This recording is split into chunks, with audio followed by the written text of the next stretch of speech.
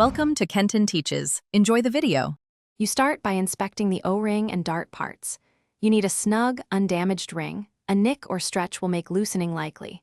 Once you confirm condition, clean the shaft and barrel threads with a rag so the ring seats properly. This prevents slipping and wobble. Now press the O-ring onto the shaft groove, keeping even pressure so it doesn't roll. You should feel a small click as it seats against the shaft shoulder. This is the essential first step to secure the flight assembly. Once the O-ring is seated, thread the shaft into the barrel slowly until the O-ring compresses slightly and creates resistance. This is how it grips. You must align the shaft so the flight stem is perpendicular to the barrel. Misalignment causes drift and throws. If you feel uneven compression or the shaft sits crooked, back off and reseat the ring. Sometimes rotating the O-ring a quarter turn fixes it. Make small adjustments, test balance, and keep tightening in short increments. You finish by throwing a short series of test darts to confirm stability and consistent spin.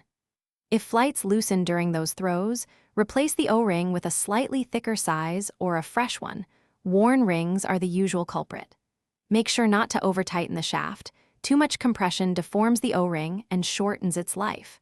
If alignment problems persist, swap shafts to check for damage. This last troubleshooting tip, try a new ring first, solves most problems quickly.